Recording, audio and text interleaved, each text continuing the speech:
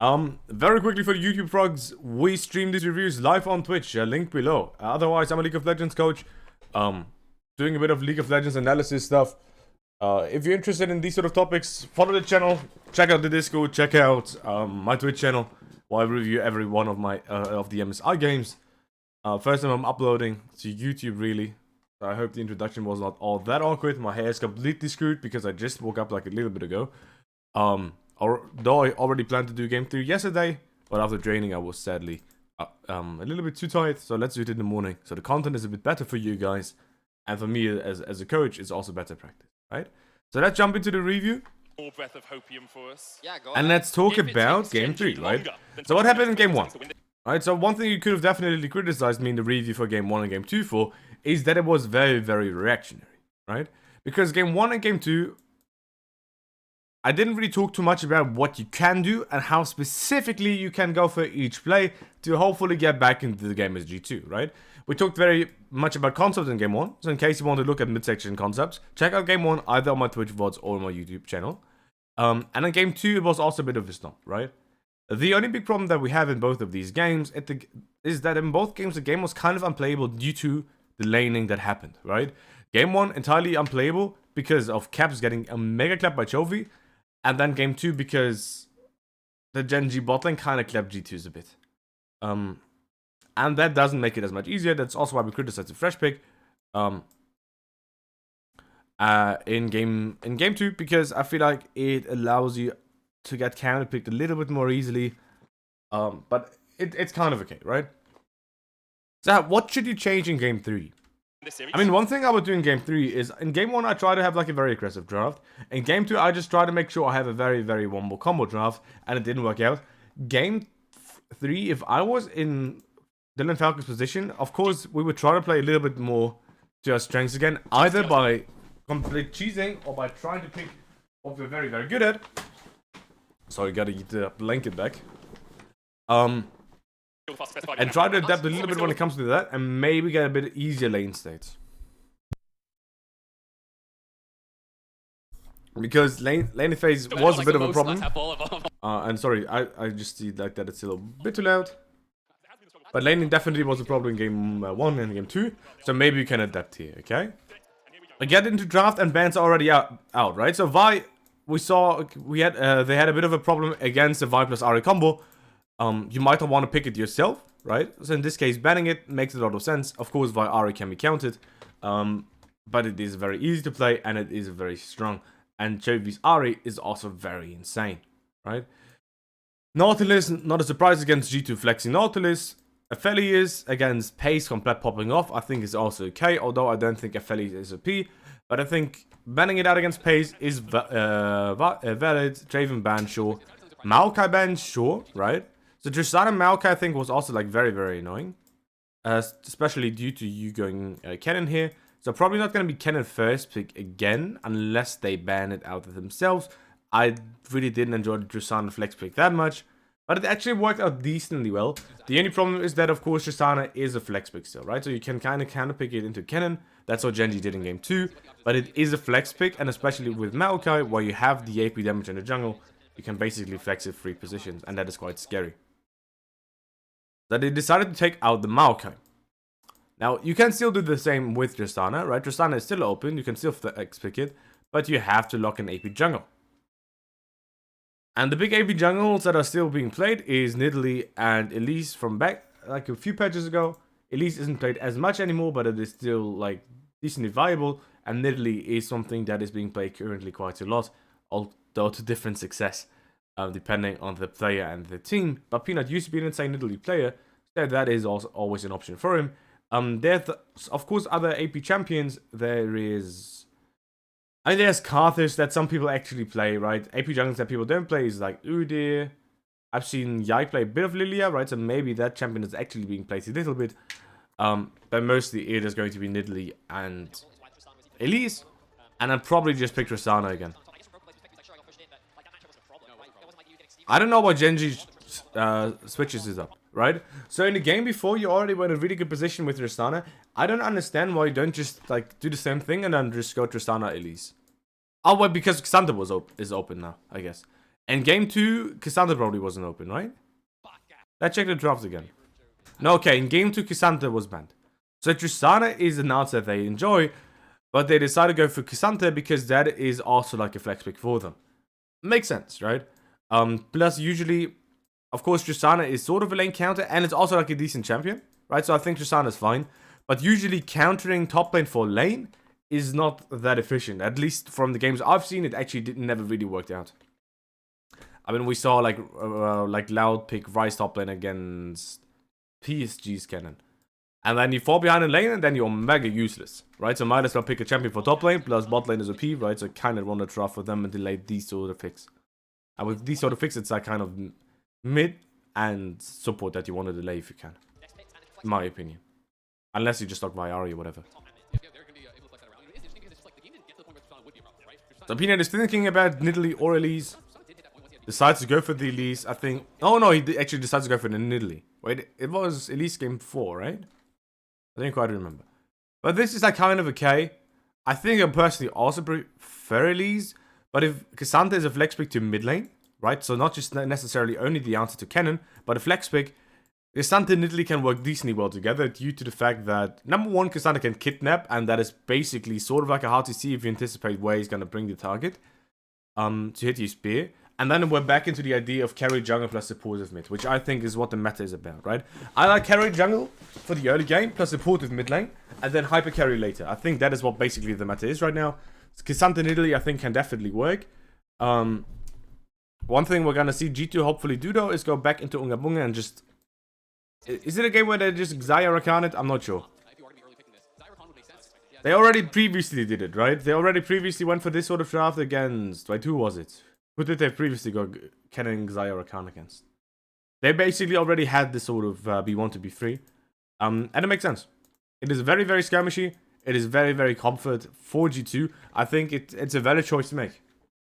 The only thing that can be a bit problematic, though, for you right now as G2 is that this comp will hard engage onto you. So now you can look into ways to counter hard engage. AD carry-wise, the Fellies is already out, but we're probably not going to play Jinx against this sort of composition. So probably just going to lock a Zeri. Unless you have like very non-meta AD carries. But from the meta AD carries, there's basically only Zeri open. That I probably look to hard lock here. Counter pick support. And then decide on where Cassandra is going to go in R5. It's probably the way I would draft here is GENG. And then very much go into front and back. So I personally go Zeri here because I think prioritizing this sort of safe AD carry is very, very important. Plus right now I'm still lacking consistent damage. So Zeri lock I really like. And then possibly looking for Lulu, right? So GT is probably going to look to ban Lulu X, right? So the other ban can be, for example, like Nautilus or Leona if you want to. But probably another counter to your mid or mid count blind pick, for example. I think these are options, right? I'll probably ban Lulu. And if I'm GENG, probably jungle. Because I'm playing against Yike, like Bel'Veth X. Bel'Veth plus what would I ban as GENG? Kha'Zix? Sure. I think Kha'Zix is fine. I think Bel'Veth is a ban you do against Yike. And then as G2, I'd probably just ban Lulu for sure. And I think the other ban is very, very adaptable. I think the other ban is very adaptable, but you don't want to give Zeri Lulu against Rakan. I think Zeri has a very easy time to play the team for that. I hope the camera is like sort of fine because with the light coming in, I hope it's like kind of in focus. Although of course you're not here to see me. And Vigo, yeah, well that's also okay. And then Jace ban, sure. You end up picking supports here. I'm wondering what you go for. Do they go for Rel? I wouldn't mind Rel. I wouldn't mind Leona. I think either one of those is fine. Oh, camera is fine? Okay. I think Rel works. I'll have like a little bit of a I'm not that sure about the Rel pick in general, how good it is. When I saw Mickey play it in the one game, I thought it was really good. Here, I'm not sure. And I think G2 has a very, very nice adaptation considering that draft. Poppy Annie is a very, very nice B4, B5 in my opinion. Why? Because you're already very, very locked in Unga Bunga fighting. And Poppy's a very good pick for like just sending it. Right? Poppy's a very good pick for sending it. And Annie's too. I think compositionally makes a lot of sense, right? Just Giga run in and just try to kill them. I think that makes a lot of sense. Plus, you need a little bit of a tanky frontline target. So picking Poppy for that makes a lot of sense. And then you need to blind pick mid. Well, if you're already in this sort of composition, might as well play any, right? And it might also be comfort. So that's not necessarily that bad. And the Malphite lock-in.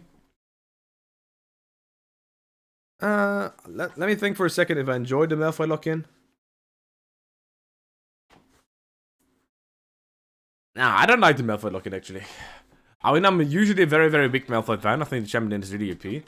But what are you really gonna do here, right? They've got a lot of magic damage. Of course, Xayah doesn't not enjoy playing against Malphite that much. But it's not like the lane against Kennen, right? That's where the K came from. Is that insane as Malphite? It's not bad. Kennen has to itemize ammo early, so you can't threaten like full all in, like killing him.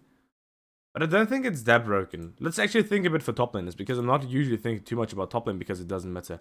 But what other top laners are there? That you can pick here against Kennen. You could do the AP Nasus, but I'm not sure if you want to do that. What else is there? I mean, personally, I'd probably just prefer Sion, honestly. Because Malphite, while he's very tanky against AD, he's actually not that insane against Burst. Where Sion is very, very good against Burst. I feel like Sion is very good against these targets. Plus Sion also deals a lot of damage. And I don't think the Malphite ult has insane amount of value this game. I'd probably prefer Sion. I think Malphite is fine. Plus, I'm wondering how, like, does any one of you guys know how Zeri converts attack speed? Because I really don't mind playing Nidalee as your early game carry with supportive mid lane. And hyper carry later. I think it can work really, really well. But I think the reason for that is that Nidalee can play high range with AD carry, right? Which is sort of given here. But also that she has a 60% attack speed steroid. Does any one of you know how well Zeri actually translates this attack speed into actual DPS? Because when you play with Jinx, it's really good, right? Giving Jinx 60% attack speed is huge.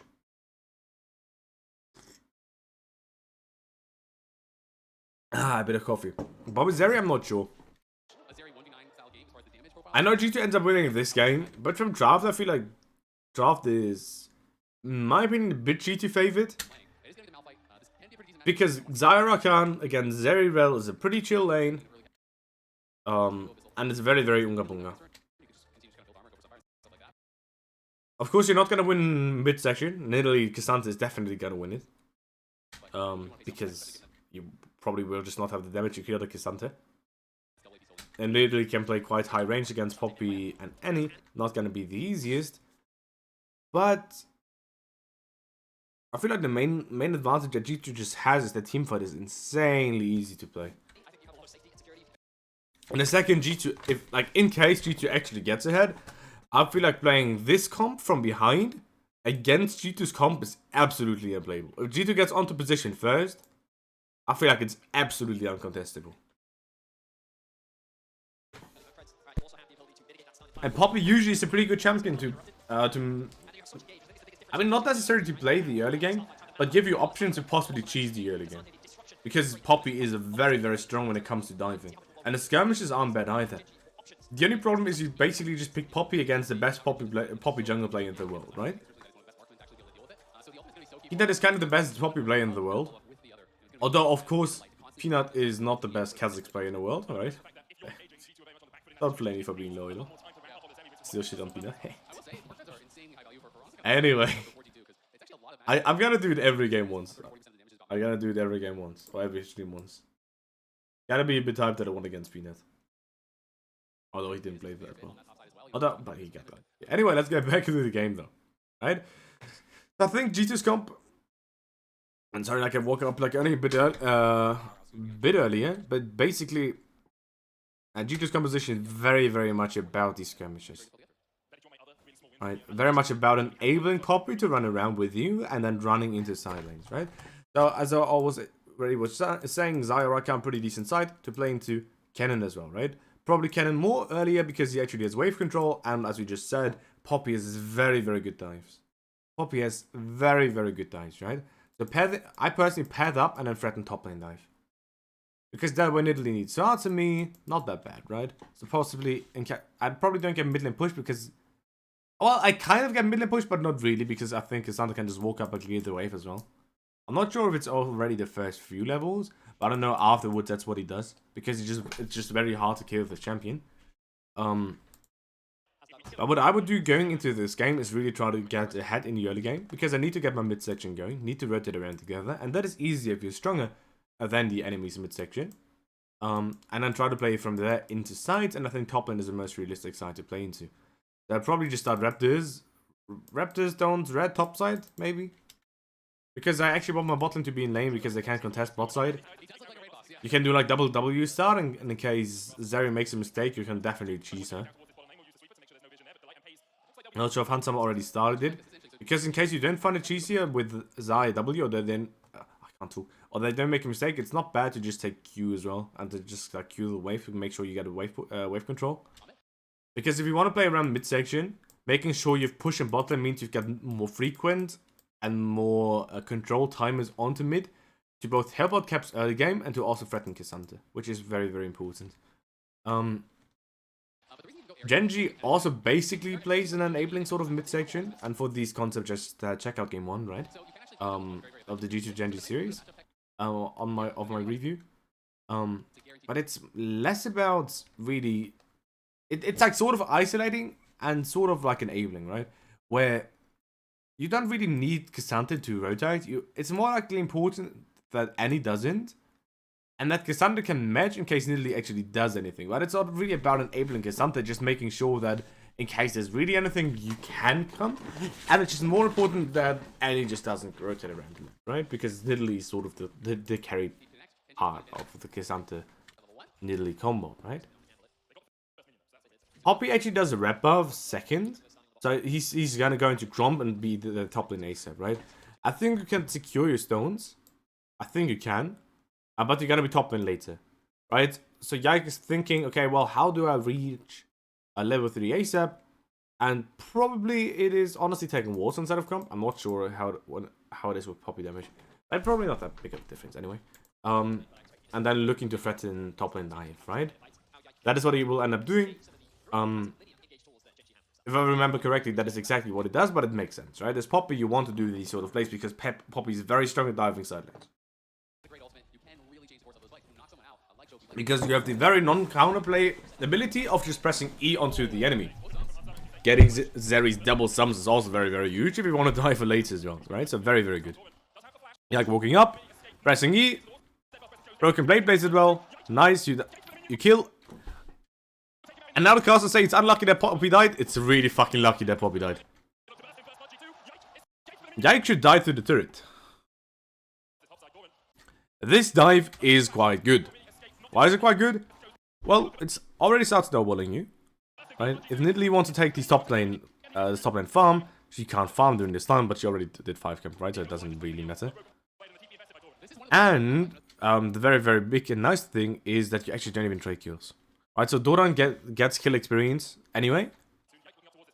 So at least he gets that, but Yike doesn't actually give the kill. Because that is also a very nice thing about Poppy. When you go through these dives, you usually one-shot. Look at Doran's HP, right? He's like 70% HP, like 80 with the shield. And he gets completely one-shot. And there was no time where he could have done anything. Except run away earlier. Right, so of course GENG has counterplay here. And that is possibly anticipating you might dive here in side lane. And then already warding for it level 1. So where Malphite wards level 1 is actually in lane. To possibly make it a bit easier to lane against Cannon. And I understand the idea behind it. But one thing he could have possibly done is just ward River like level 1-ish. So if you were this year level 1-ish, right?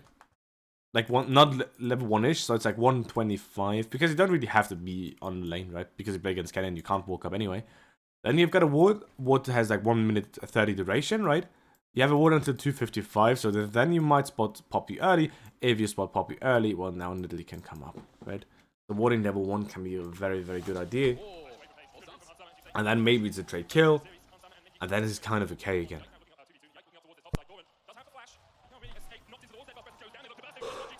So a bit of counterplay for GENG. If you anticipate it, and you're playing against Poppy, and you're gonna wave stick, right? So there's a decent chance that G2 might go for a dive here, right? There's a decent chance. And it looks like the lane is really rough to play. Because the way I'd look at it originally, let's see how the wave set actually goes. But in this sort of matchup, when Chovy plays it against Caps at least, Chovy is getting full control over the wave. Looks like he can just push in the wave. I mean, K'Sante is really OP, but honestly, it might be a bit too OP. Wait, did Caps flash? No. I really need more coffee.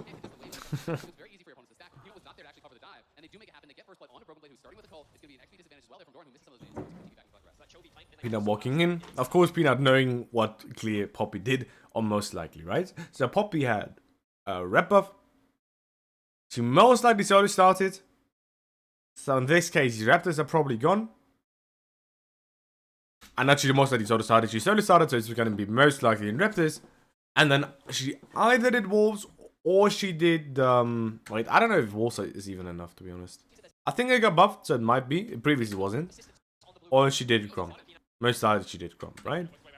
So Peanut knowing that the camps are up. Peanut knowing that he has rep buff while Yike does not. And of course, due to the level advantage, looks for the invade here. I have no idea how you mess up the smite. Because the way I look at it, you can just sit in the brush and like just wait.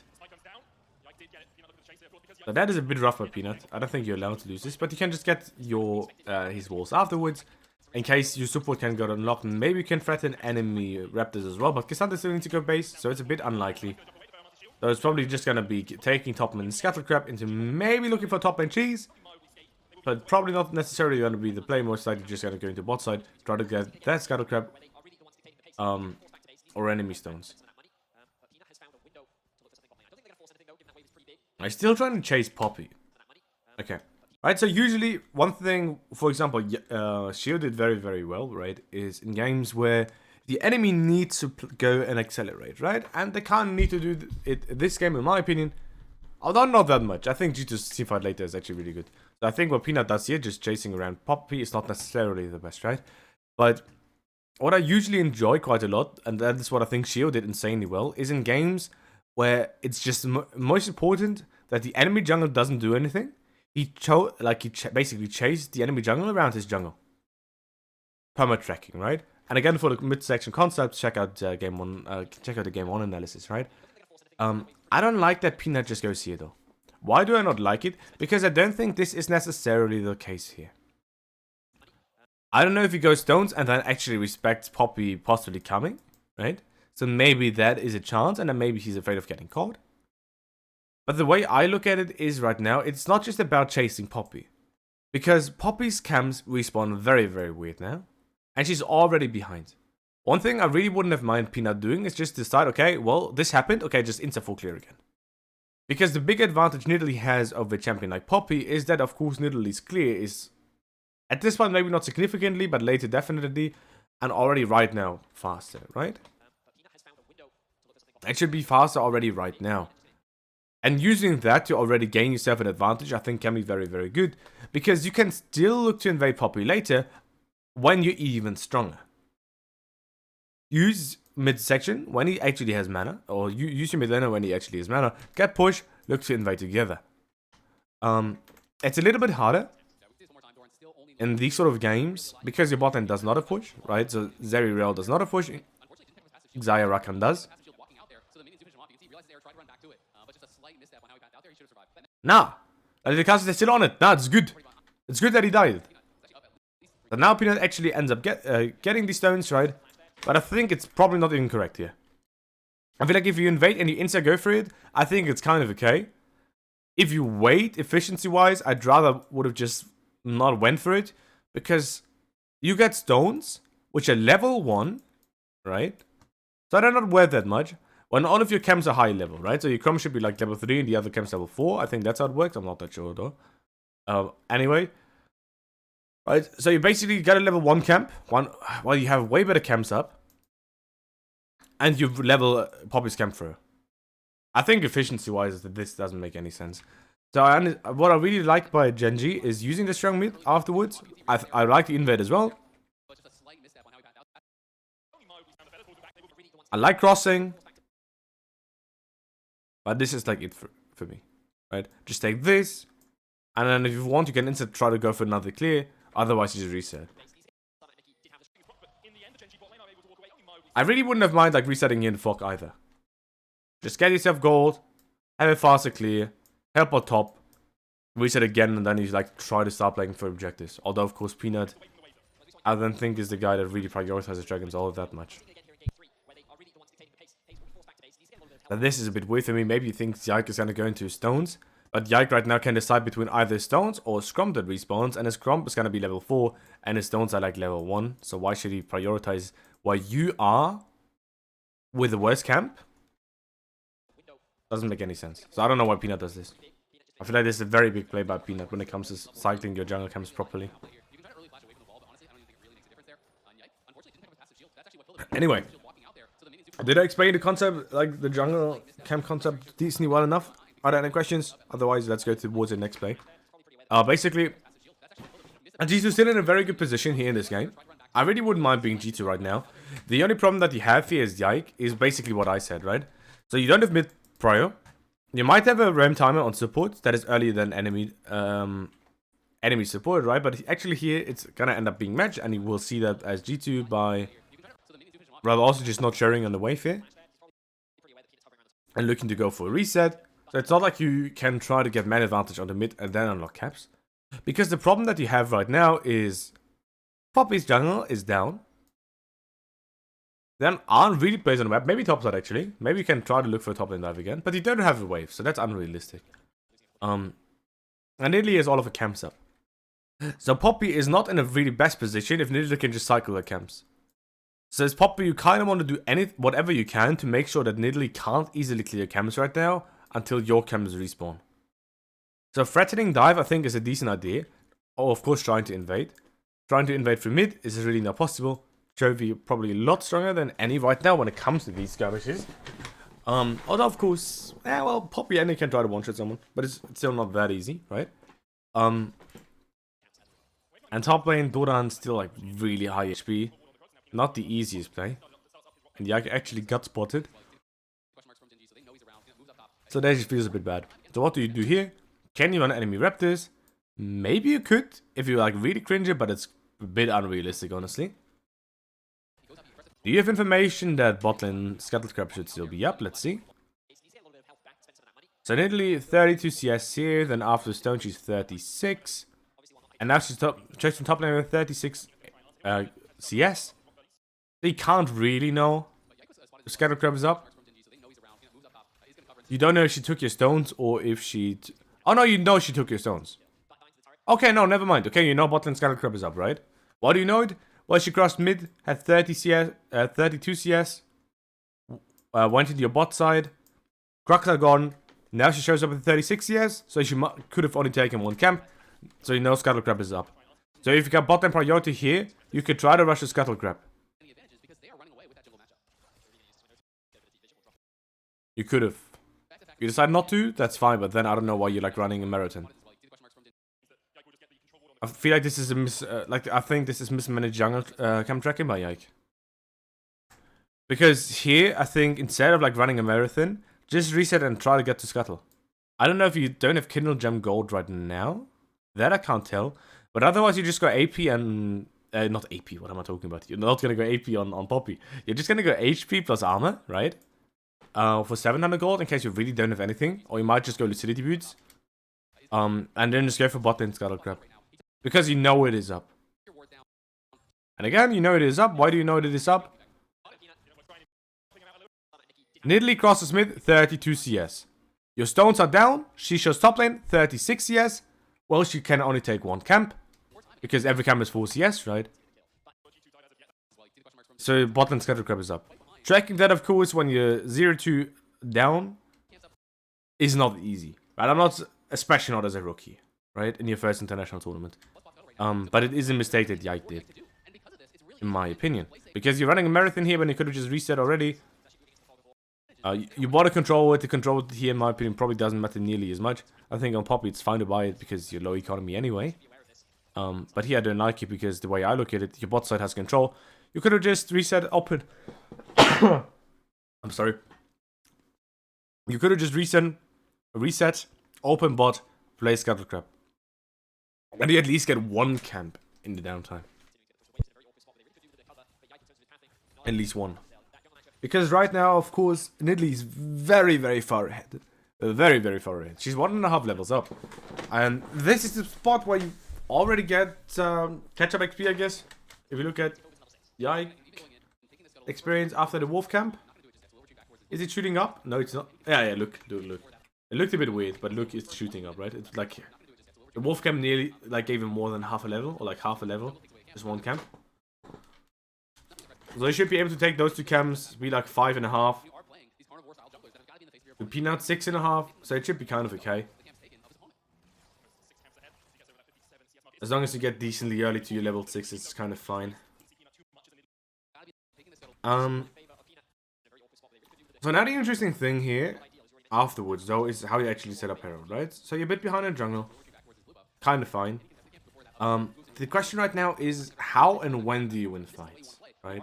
Because there's Dragon still up, which you might be able to prioritize here. And of course Herald is spawning in 30 seconds. You've got Cannon, you've got Annie, which is very, very good for skirmish. And your bot lane technically does a push. So they should be in a position where they can get control and rotate first. So what I'm just wondering right now, like thinking about, is what prioritization, I can't talk, I'm sorry. Prioritization is best, either if it's Herald or if it's just letting GENG use the strong Cassante and then just kind of look to secure your mountain tracking for you. Considering I've got bot lane push and my skirmish isn't bad, I'd probably set up Herald.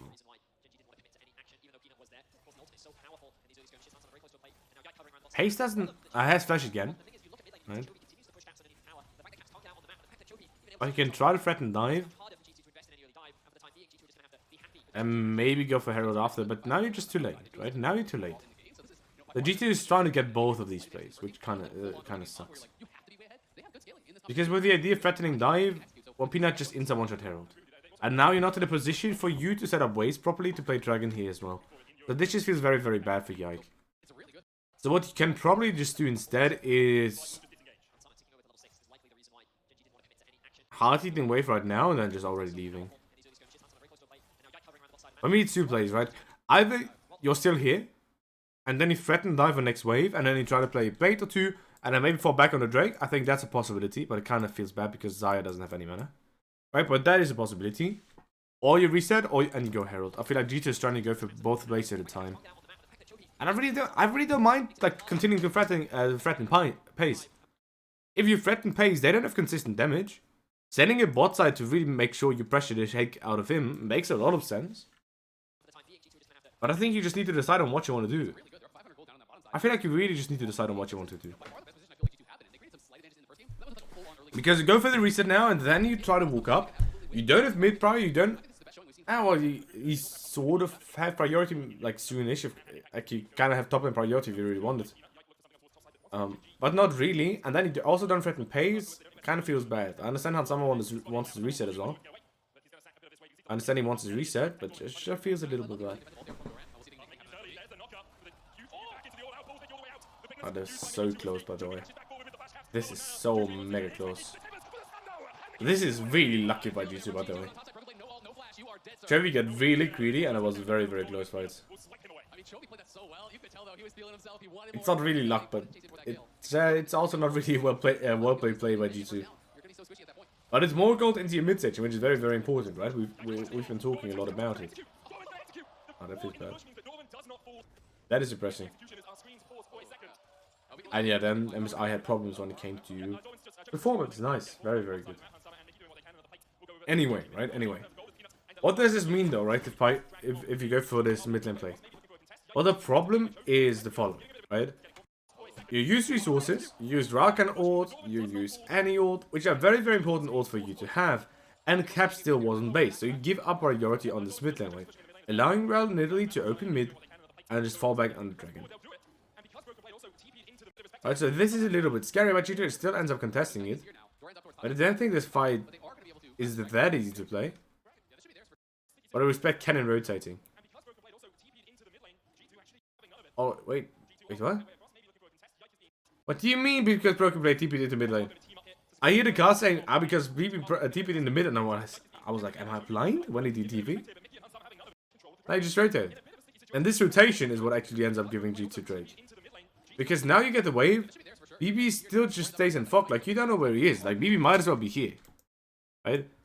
So now you have to give up. Because flipping it right now is not gonna be a good idea for you. Anyway, right? Anyway. Peanutzilla's Herald, where you gonna use it? Probably, in my opinion, just send it mid. Against Xayah, I really want to take mid lane turret. I think it's very, very nice to get mid lane turret against Xayah. In any. I think using a bot lane just for your Zeri is also good though. But I like using a mid lane here this game for sure. Because without T1, I think walking up is a lot harder. No, they killed Tibbers. No. Yeet! I mean, it's cool to ult the Herald, but it doesn't do anything, does it? It's definitely cool though.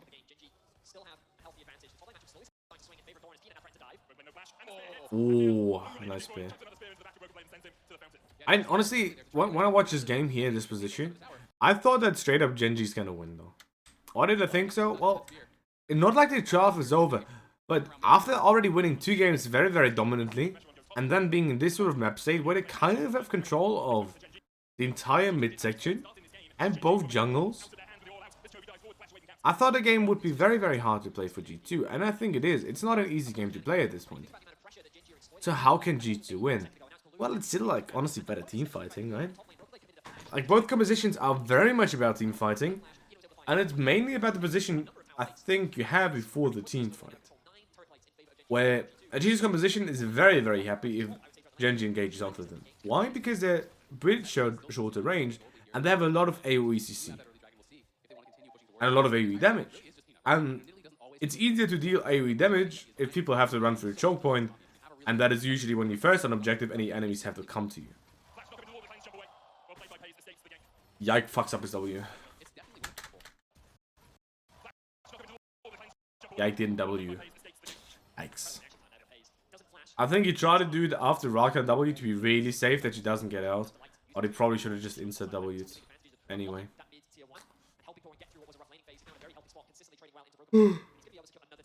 I think he thought Rakan W would come through though, and then afterwards he does it. It's just a bit unlucky. Anyway, right? So it's very, very important for G2 to be on objective first. Genji, it's not as important. Of course, they also prefer it. But they can sort of be in like both positions as long as you can threaten their backline, right? The BrokenBlade sort of wants to, like both teams basically have like a backline hyper carry-ish champion, right? So Zeri not hyper carry-ish, but Xayah is not all hyper carry in my opinion. But doesn't really matter, basically function the same way, right? They basically just kill everyone that engages onto them. So the way you deal with them is usually by flanking. You don't really want to run into them face first. So mainly what we're gonna see is BB looking to get onto Zeri possibly with a flank. And then G2 cut it back into re-engage. And Genji would kind of do something similar in case they're on objective first. Except that it's probably gonna be Chovy on flank trying to kidnap Xayah. Or match Cannon, depends on how fed either AD carry is, right? So in case my Zeri is 6-0, I don't really care about kidnapping Xayah. I care about making sure they even find a flank on them, right? League of Legends is never really black and white. But what is very, very fundamental for G2 is to be on an objective first. And the way you're usually on objective first is by getting man advantage onto mid before it spawns. Or before you actually want to play it. And you do that either by how G2 does it right now, which is just sending it mid lane. And Genji just chilling in side lane. Or by trying to push outside in first and then going, right? Because we talked a lot about that in game 2 and game 1, right? Well, if you push outside lane, they kind of need to answer. If they answer, you can go mid. Then you have man advantage. Because Genji is really strong though. both in items and in spikes. Hope he still doesn't have a mythic. Literally does. Cannon doesn't have his item finished. Malphite does.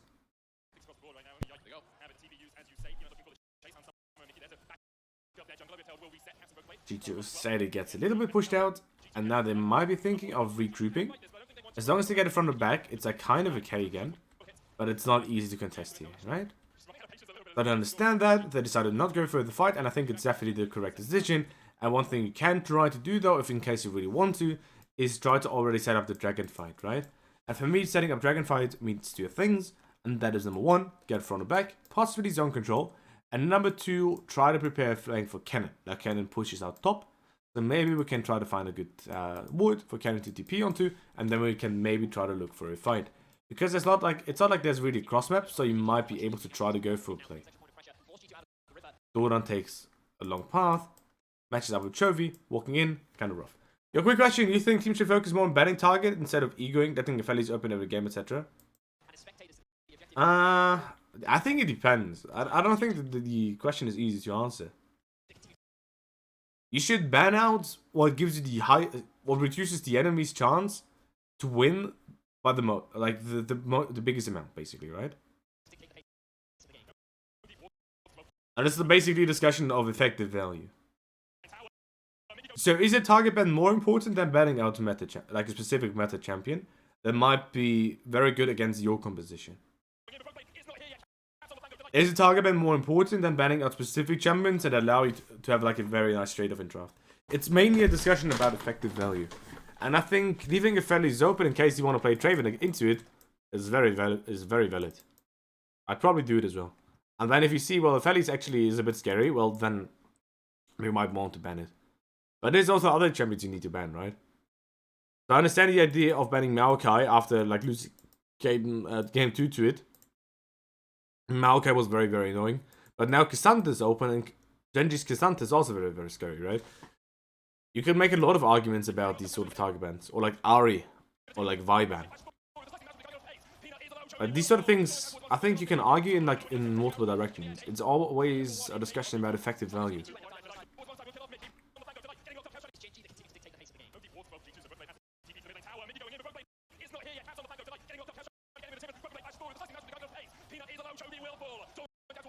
It's a very, very messy fight, but it's not bad for G2.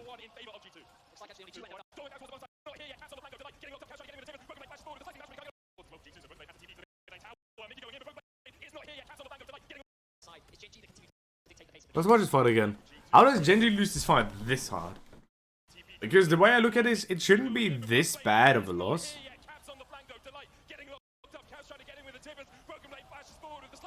Very, very nice of very nice of K'Sante to bring Yike to his team.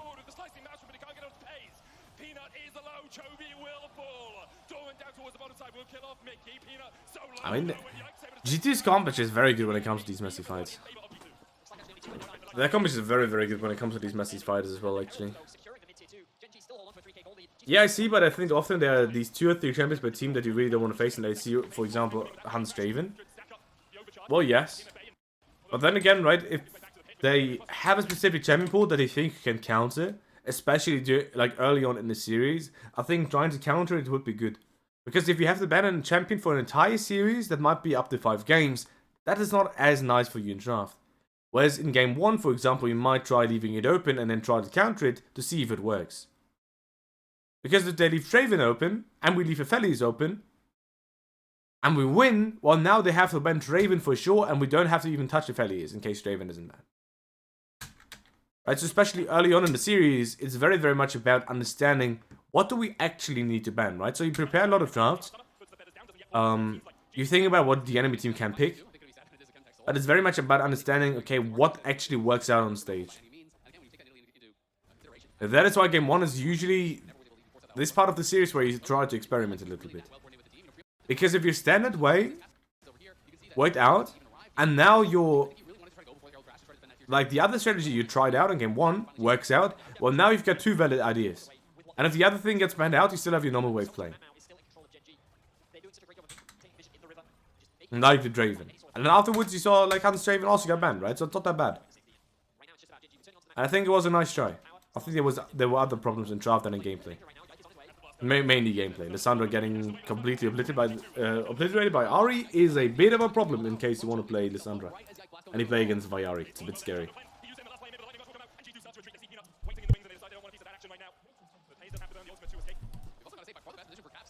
I agree with your point though, right? Usually you're just gonna end up banning them out. I think in a series you can try to adapt though. I think in a series it's a bit different than in best of ones. Because in a best of one I would always ban, for example, also like Peyz affiliates maybe. Unless I feel like the game, like there's a low chance of me winning anyway, and then I might be able to try to cheese like a specific strategy, right? When it comes to draft. Because in case you're really behind when it comes to gameplay, you might be able to cheese it with draft. And that is also where I think a coach might be, might have very high impact. Yike is just so good, man. Nice. Nice, well done. But when it comes to the series, I try it out as well. Not ban it. And depending on what players you have, you might also just need to adapt in draft so they don't get tilted. And I think things are changed. Because some players are really struggle with losing and then playing a similar sort of draft next game. Which is of course irrational, but human beings are not rational. And as a coach you need to understand that. That your play is similar to you yourself as a coach. You're not fully rational.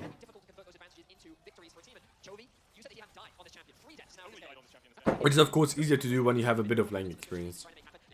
Because I, for example, have an insane mental block against Kindred. I hate this champion. If I play against a jungle that plays Kindred and they actually play it, I want to ban it every time. But that is also irrational. Kindred is not that broken. I just have a very big mental block of playing against it. Like most AD carry players have against Draven, right? So if you have a Draven player, and I worked with like multiple Draven AD carry players, right? We showed that we played Draven 1 or 2 games during the split, and then afterwards it was permabanned. For example, working with Excellent. Draven was always banned against us, and Karthus as well. People hate playing against these sort of champions. Anyway, we're talking about a lot of like overall strategy things that actually go a little bit back to League of Legends, or like to this specific game. Did up to Dragons? Chemtech all usually not that insane, right? Chemtech all, I think some games can be decently good. Most of the time, probably one of the worst souls, if not even the worst soul. I don't know how it looks statistically, but feelings-wise, I even prefer Cloud over it. So I'm not a big fan of it, usually. When it comes to this fight setup, it's a little bit weird, right? Because you've got a problem of you kind of need to scout what is actually happening here. But as G2, you sort of want to run in as 5 as well, right? You kind of want messy fights. Don't get me wrong. Messy fights aren't necessarily bad for you. But you kind of still want messy fights when they run into you, right? Because that's just how your champions work best. What is just really insane is Yike. Overall, I think Yike, considering he's a rookie, and this is his first international series, and of course, like, technically EU's also international, right? But you know what I mean. He played so fucking well, man. I don't want to swear, man. Holy shit, Yike was good. Holy shit, Yike was good. Woo! Yike is so good! Holy shit, man. I'm still impressed by how well Yike played in his first ever international best of 5 against Peanut, yes. Like, Yike, considering he's a rookie, is fucking insane this series. And I don't want to swear, guys. You know I'm trying to hold myself back, man. This Yike guy is one crazy motherfucker, man. Did you guys see his movement? Look at this. I wish I had hands like that. He just blocks it, flashes this, just ult, and now just says, happy feet, man. Okay, well, this spear by Peanut is just garbage, right? But the next one is good. Huh? Nah, this is also bad. Nah, that's also bad. You by Peanut technically, right? Hit it, throwing it like this is a bad habit. He could always throw it like this, and then it's very hard for Yike to dodge unless he dodges up. And if he dodges up, he's more likely to actually get in range of your teammates' abilities. So not really good attempt by Peanut, but anyway. But overall, Yike, really good performance. Really good performance, actually crazy. And now G2 can clean them up, because now they have to run out of the turret. Well, wait, who's waiting outside of the turret? Well, G2, right? So they're running into G2. The turret also helping you kill them. Very nice for you, obviously. Now in such a good position, you end up getting Nash. They get Captain Dragon, but who cares? Right, who cares? And what are you gonna do with Nash? Well, you're gonna quickly fix side and then just send it as 5. Because Zeri has Runans, but outside of that, they don't really have the best wave clear. G2 actually doesn't end up sending it as 5. Which I think is a bit interesting to watch, because G2 still, like, unlike most teams, is trying to stick with a 3-lane setup instead of like a 2-lane setup. Basically just referring to how many lanes you play when you're in control, especially with Nash. And I'm not a big fan, because this allows these sort of things to happen, right? I understand the idea of Chovy pressuring side and you kind of needing to answer it. But first of all, I'm not a big fan of any being there. Well, actually, Any's answering because he has because Caps has TP, right? So that's kind of okay. But I'd rather have you collapse more into like 1 lane. So you push out mid here. The wave is gone. I mean, first of all, of course, why is Yike engaging? You've got a wave here, right? So you pressure, make it hard for them to connect. Pressure this, fall back onto mid, right? And then you basically just play these 2 lanes here. Because that way it's hard for them to engage. They need to find an engage. I understand that Yike is trying to get a catch on the Peanut. But who's gonna kill them? You and Rakan? I doubt it. Like, this is just really bad by Yike. I mean, I will be honest, if Caps had a better day, that series could have been won by G2, I think. I'm not sure if it's about being a bad day, man. I think Caps really hasn't not been playing well for like some time, honestly. And playoffs, this guy also, Caps also didn't play that good anymore, sadly.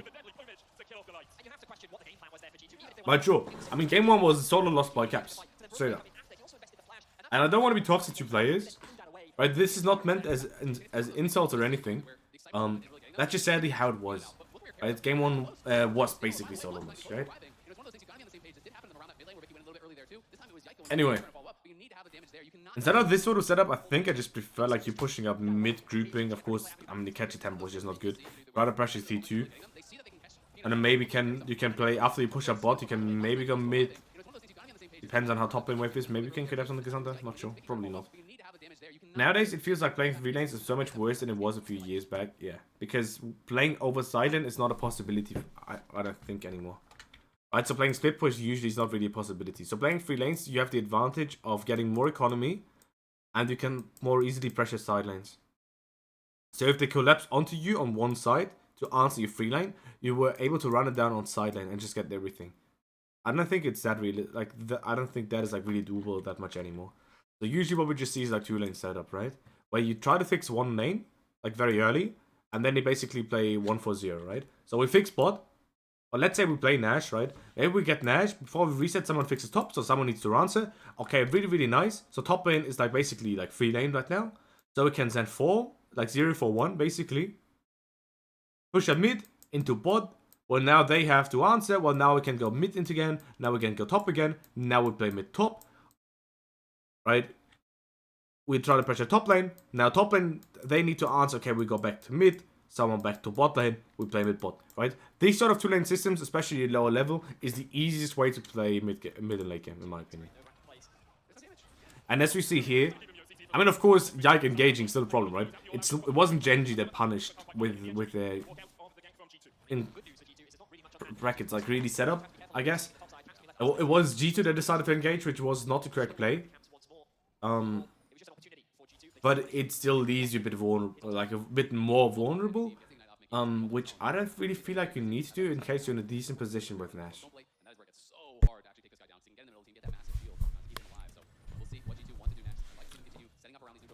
Yeah, I just overestimated the damage he has. Alright, how does that happen though? Sorry, my focus on this review, on this game is not as good as with the other games. I'm a bit sorry when it comes to gameplay. I'm slacking off a little bit. So what actually ends up happening here? G2 resets, reopens the map. Someone catches top lane wave, they open mid as 4. I guess Chovy just takes the wave way too deep.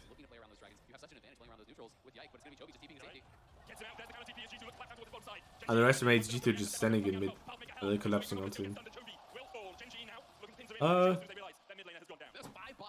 If he doesn't TP out, this is not that bad of a death. If he doesn't TP out, it's not that bad of a death. But then again, it's Chemtech, right? So you don't really have to contest this objective. It's not really that important. Contesting Chemtech Dragon is really not that important, but you still don't really want to give it for free if you can, mate. So I don't really want to give it for free if you don't have to.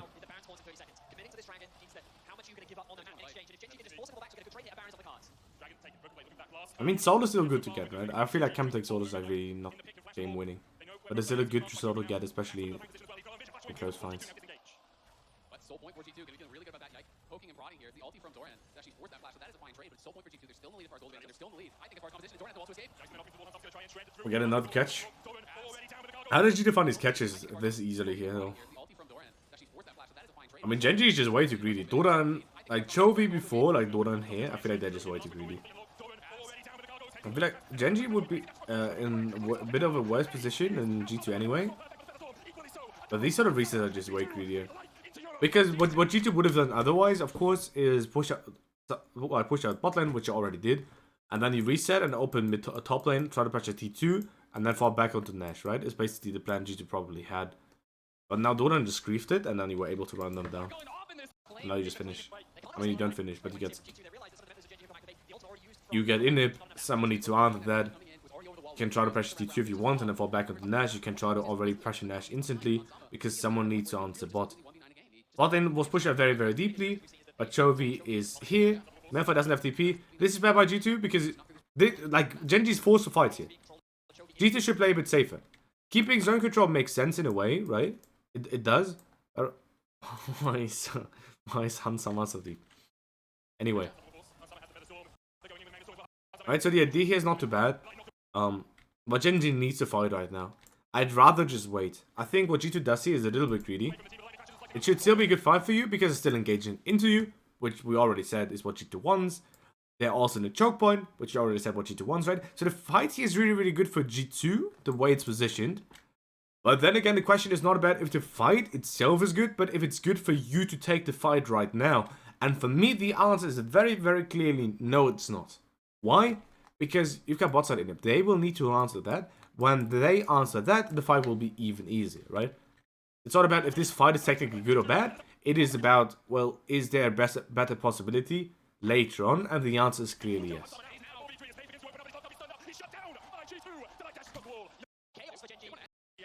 But it's still fine.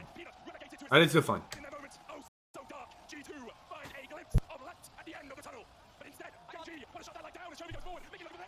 Okay. Does anyone have any questions about this game? Basically, what happened in this game is G2 performed quite a lot better than they did in previous games, and that is honestly mostly related to laning.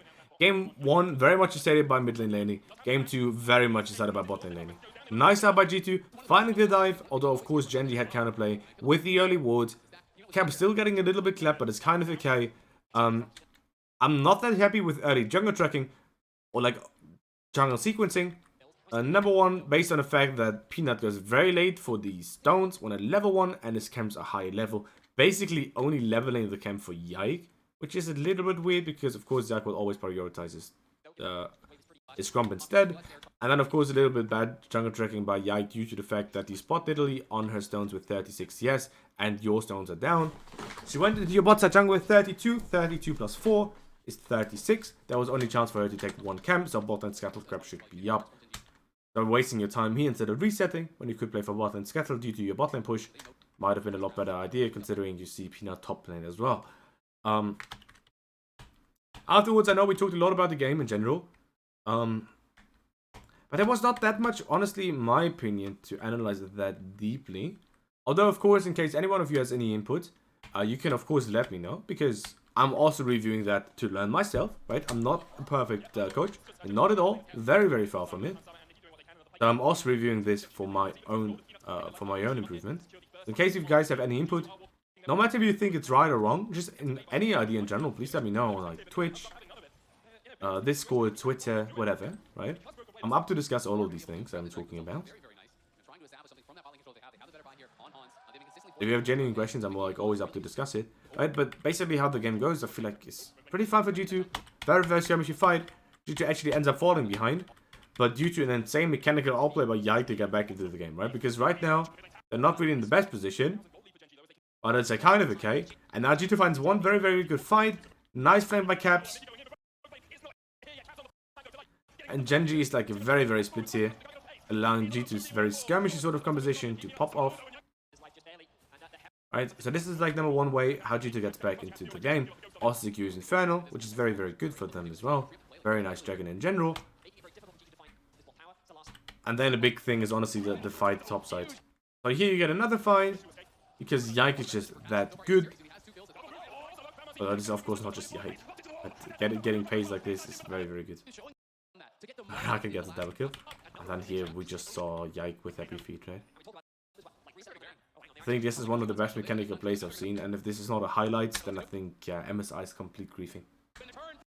If this is not a highlight, then MSI is complete griefing. Yike is getting so much time and space for his teammates, and this is like the very, very big turning point. Because they're completely over chasing, and now G2 just cleans him up and gets Nash. Okay, anyway. I hope we get a rematch of that in a loser bracket. Can see G2 being a lot better in case they can pick up some momentum against Mad. Maybe. No idea. I feel like the big problem that G2 really had game 1 and game 2 was laning. Game 3, laning wasn't a problem. Well, now they can actually contest, right? G2 was very, very good at punishing GENG's mistakes when it came to overchasing. So Chovy in lane, Chovy in bot side like in a second, where you overstayed in bot. And then also Malphite overstaying in river. I think the second G2 doesn't have really hard losing lanes, they can actually play the game. Anyway. Basically that was it for the game 3 analysis. Because I'm uploading that to YouTube, I will do like a very, very quick closing statement. Check out my socials below the stream. Game 4 review will also be uploaded, of course. And yeah, that's about it, right? See you guys. Bye bye. Check out my socials. Doing YouTube is so awkward to me.